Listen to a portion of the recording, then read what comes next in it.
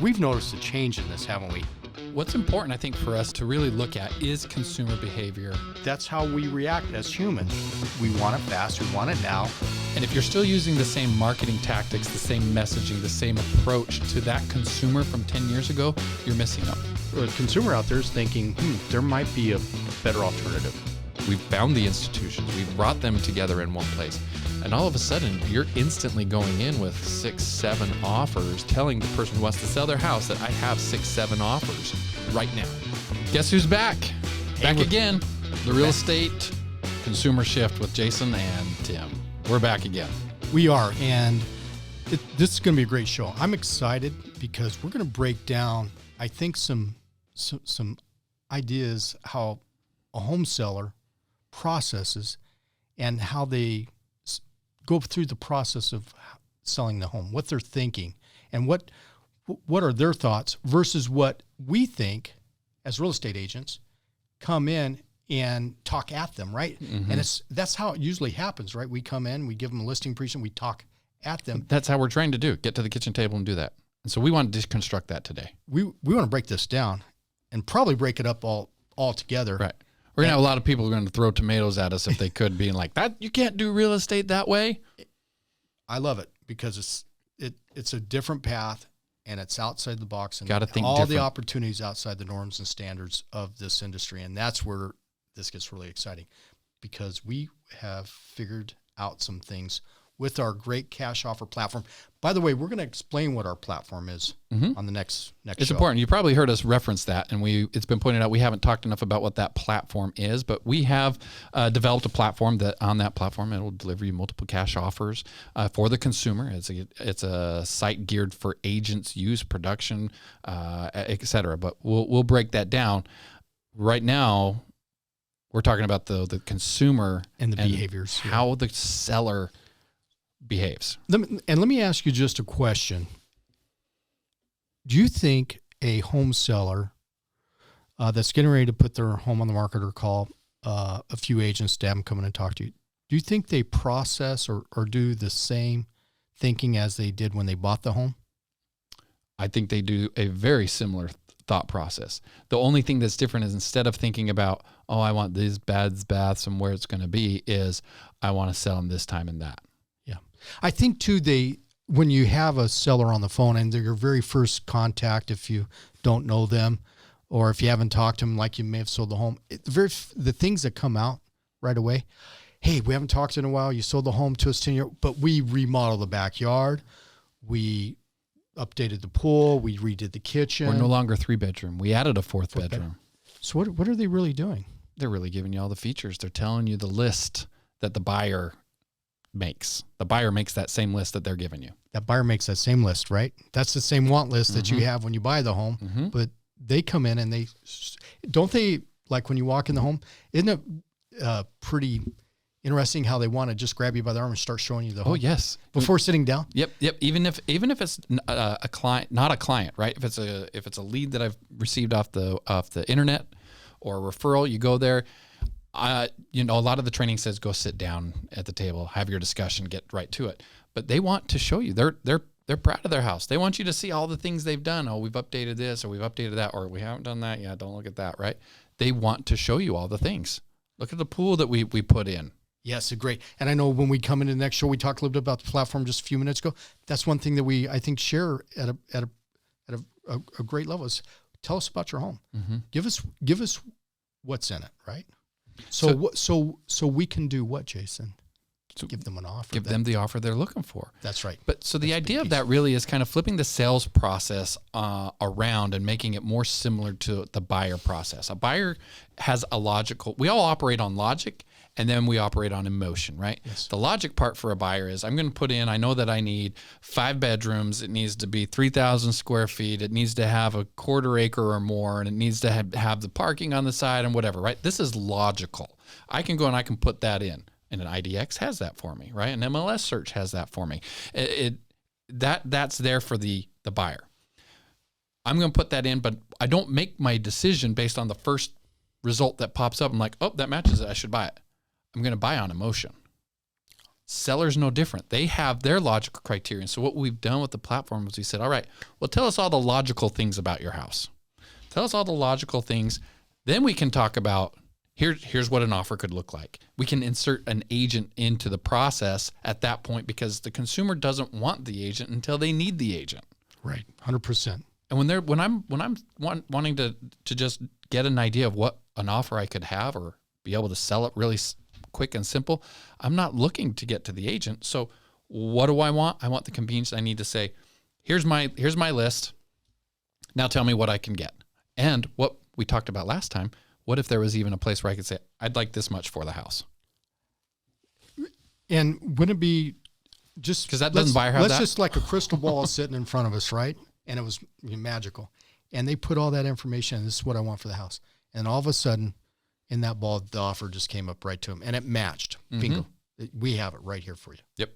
You've got a buyer who's willing to pay for all that. Because if you're out there listening, you could easily go into all the logical stuff about it. Well, Right. the buyer this, and what about that? Well, for a moment, just disengage for that.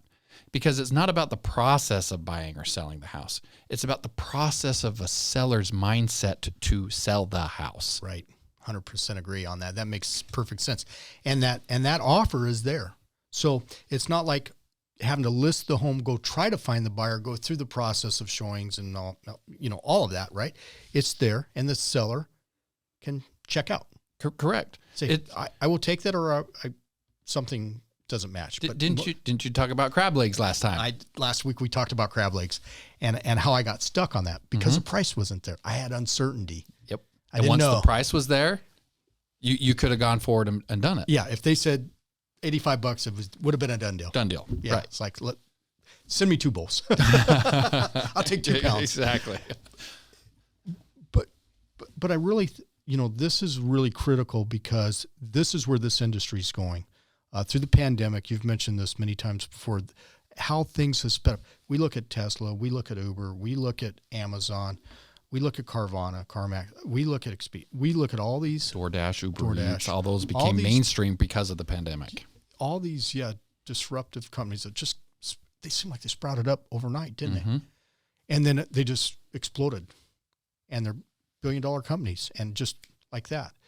And it's because they hit on what the consumer was wanting and the checkout process. And there has to be a great checkout process without any uncertainties within it whatsoever. And that's where we're excited to share what we've invented, what we've come out of ground with, and how we are changing the game when it comes to selling homes with real estate. And we are really leading edge on this. We believe that we are, and that's because of needing to look really closely at the consumer, and that the consumer is not the same as before, as we've mentioned.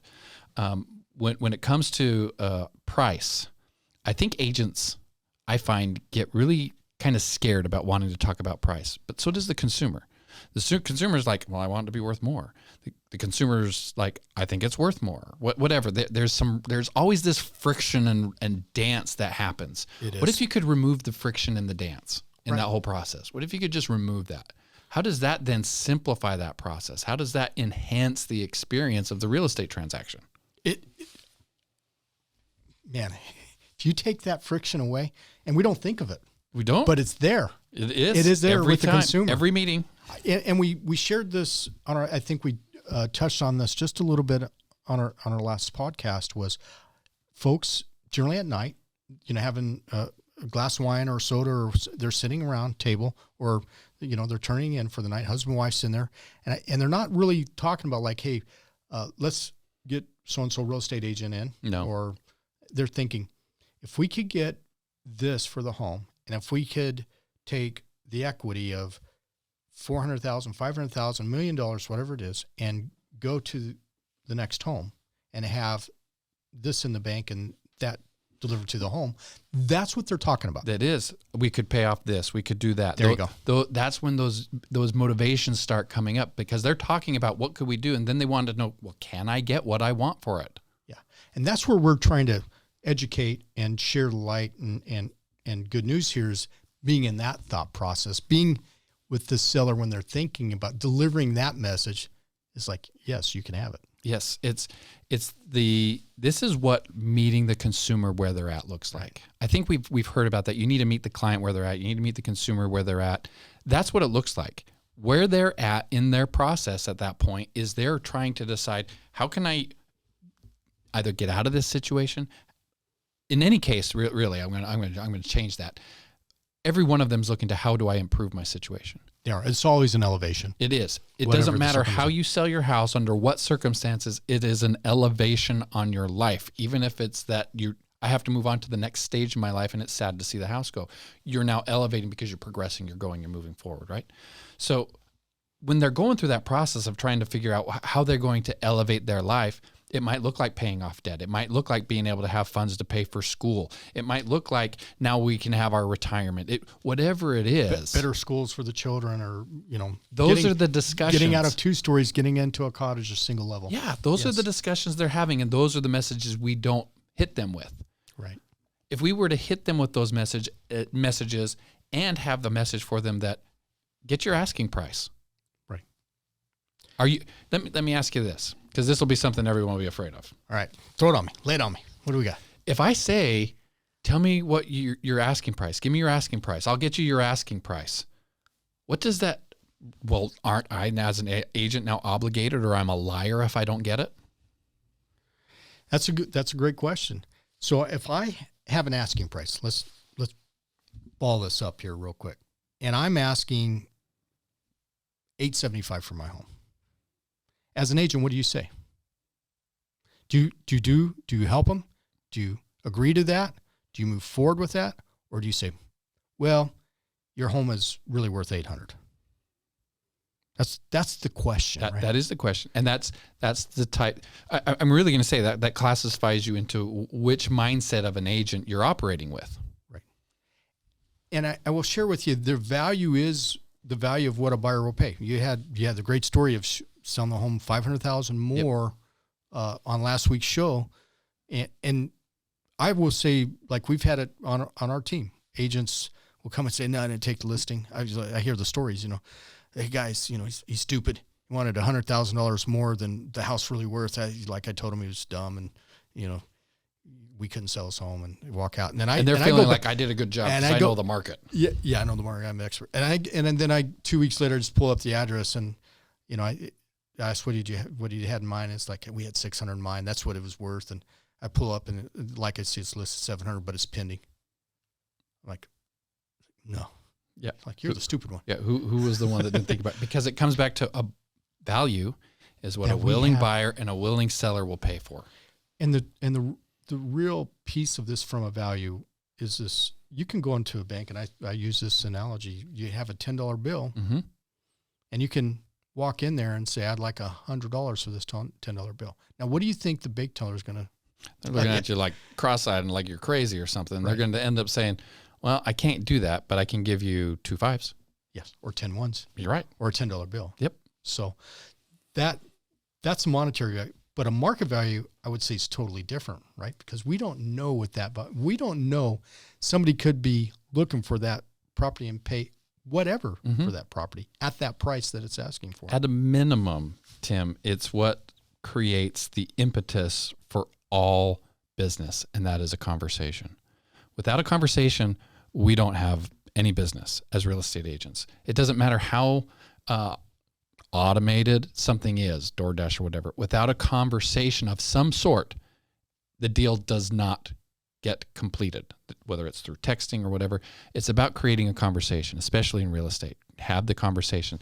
That $10 for $100 going in there, that created the conversation that then helped them go, oh, well, I guess I can't get 100, but I still want to exchange it, so I'll exchange it. And they do it. Exactly. So it's about getting to a place where you can have the conversation. 100%. This is great. This is great information when you're on family, because I've had so many, like I said, so many people that have come up to us and say, hey, we really didn't think we'd get this price, but we did. Mm-hmm. And we went for it and we got it. And sometimes it works, sometimes it doesn't.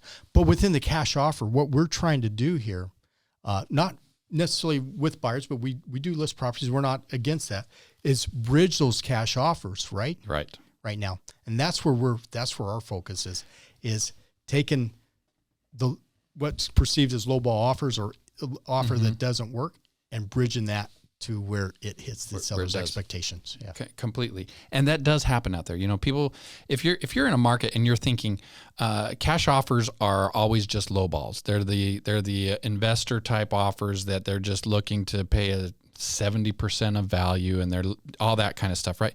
There is that prevailing belief. Well, here in Phoenix, especially over the last 3 years, what we have experienced and what we are seeing happen in Texas, Florida, Georgia, Tennessee, Carolinas, all these places, Oklahoma, California, is that the institutional buyers, okay, an iBuyer, an institutional buyer, and even buyers who are buying for different investment purposes, they are willing to pay a lot more than you think. And if they know, most of the time we see this, they'll tell us, if I'd have known they wanted $5,000 more, I'd have given them $5,000 more. Or if I would have known they did a remodel or had this and had that extra yard size because the photos were not there, right? Because they don't know, right? They don't know.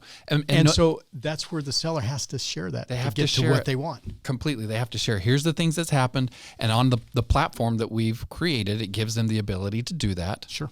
And that gives better information to the buyers. But ultimately, the buyer, if they knew that the seller wanted a certain number, then the buyer's approach to it changes because they're like, okay, can I give them that number? Or how close can I get to that number? That's what changes. And we don't see that happening enough. 100%. But when we do have those situations arise, we see that dance between offer and acceptance just melt right away. Because you have people who are buying willing buyer and willing seller. Absolutely making that perfect match, perfect marriage. Hey, you are listening to the Real Estate Consumer Shift. We're on every week. We appreciate you listening. Hey, follow us. We've got more great things. Subscribe.